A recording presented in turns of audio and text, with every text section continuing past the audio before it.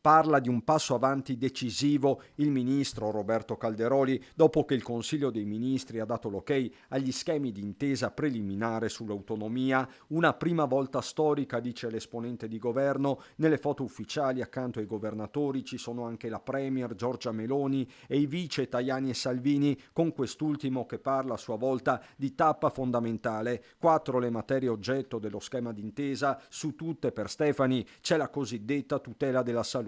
Ci permetterà di ottenere maggiori competenze in materia di tutela della salute con l'eliminazione dei silos, quindi la possibilità di investire i risparmi che vengono effettuati da regioni virtuose ovviamente a servizio della sanità pubblica in favore dei cittadini, migliori competenze per quanto riguarda l'ammodernamento tecnologico delle nostre strutture, la possibilità di includere i fondi integrativi sanitari all'interno della spesa sanitaria. In una regione come la mia, il Veneto, questo equivale a oltre 300 milioni di euro di possibilità di spesa in favore dei nostri cittadini. Le altre 3 materie non LEP riguardano previdenza integrativa e complementare, professioni, protezione civile. Con la possibilità di emanare ordinanze in deroga, la possibilità che il Presidente di Regione si assuma una responsabilità in più, quella di essere il commissario per quanto riguarda le emergenze di carattere nazionale. D'altra parte l'autonomia chiede proprio questo, assumerci una responsabilità in più, e fa specie che qualche volta in questo Paese chi vuole assumersi una responsabilità in più